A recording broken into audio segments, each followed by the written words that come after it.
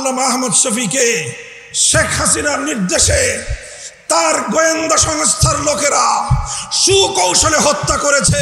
তারা আল্লামা নূর হোসেন কাসেমীকে ষড়যন্ত্রমূলকভাবে হাসপাতালে গিয়ে গোয়েন্দা সংস্থার লোকেরা হাসপাতালকে ব্ল্যাকমেইল করে, কবজা করে, নিয়ন্ত্রণ করে, কোনো প্রাণঘাতী ঔষধ প্রয়োগ করে নূর হোসেন কাসেমীকে তারা হত্যা করেছে। আল্লামা জুনায়েদ বাবুনগরীর বিরুদ্ধেও একই কৌশল গ্রহণ করেছে এবং আল্লামা জুনায়েদ বাবুনগরীকেও তারা হত্যা করেছে। বড় দুঃখ পরিতাপ নিয়ে আজকে কথাটা বলতেছি আমি। আমাদের ওলামায়ে উম্মতকে, আমাদের হেফাজতে ইসলামকে, বাংলাদেশের ইসলামের যে মূল ধারা, এই মূল ধারাকে বিচলিত করার জন্য, বিভক্ত করার জন্য, ঘায়েল করার জন্য এই ফ্যাসিবাদী সরকার যেই ষড়যন্ত্রগুলো করেছে, প্রত্যেকটা ষড়যন্ত্রের স্বরূপ উন্মোচন করে বিচার করতে হবে। এই সরকার আল্লামা আহমদ শফীকে হত্যা করেছে। কেন করেছে?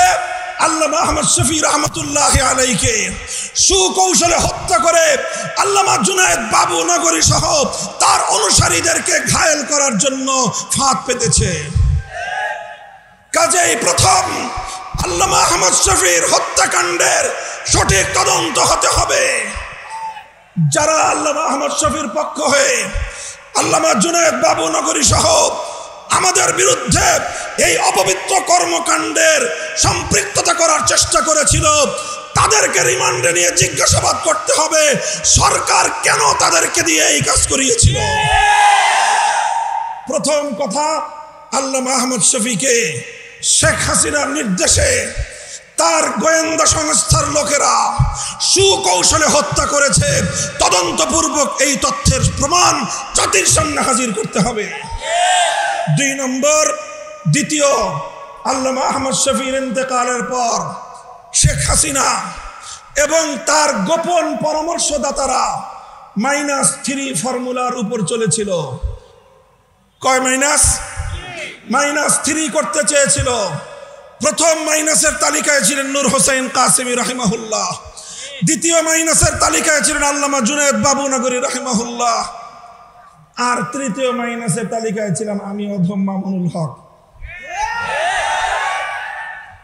তারা আল্লামা নূর হোসেন কাসেমীকে ষড়যন্ত্রমূলকভাবে হাসপাতালে গিয়ে গোয়েন্দা সংস্থার লোকেরা হাসপাতালকে ব্ল্যাকমেইল করে, কবজা করে, নিয়ন্ত্রণ করে, কোনো প্রাণঘাতী ঔষধ প্রয়োগ করে নূর হোসেন কাসেমীকে তারা হত্যা করেছে।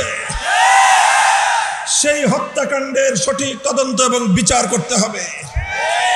এরপরে তারা আল্লামা জুনায়েদ বাবুনগরীর বিরুদ্ধেও একই কৌশল গ্রহণ করেছে এবং আল্লামা জুনায়েদ বাবুনগরীকেও তারা হত্যা করেছে।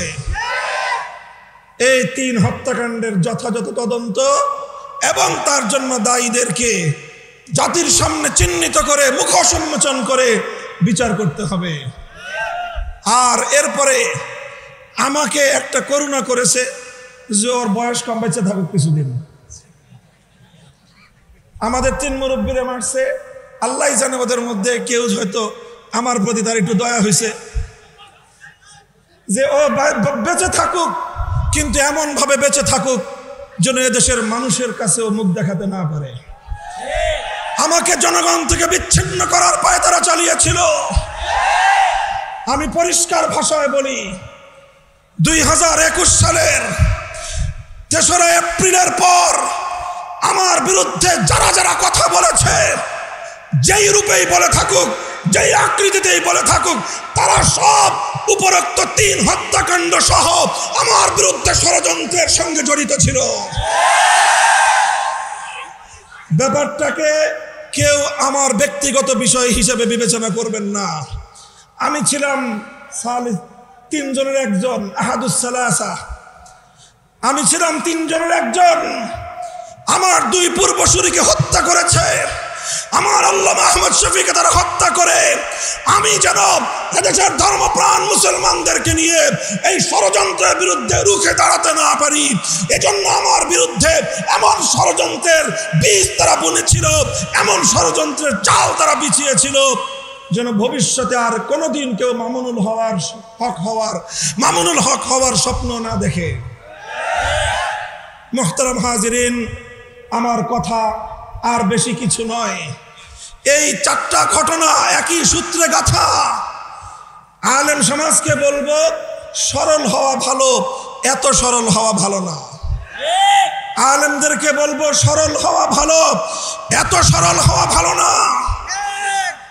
যারা সেদিন আল্লামা আহমদ শফীকে হত্যা করে তার হত্যাকাণ্ডের দায় তার জীবনের প্রধান সহকর্মী আল্লামা জুনায়েদ বাবুনগরী সহ উলামায়ে ইসলামের উপর, হেফাজতে ইসলামের নেতৃবৃন্দের উপর চাপিয়ে দেওয়ার চেষ্টা করেছিল, তারা বাংলাদেশ থেকে ইসলামের শেকড় সহ উপড়ে ফেলবার পায়তারা করেছিল।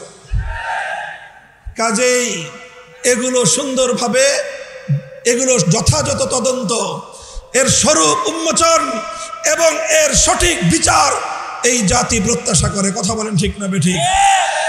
ইনশাআল্লাহ আমরা ঐক্যবদ্ধ আছি।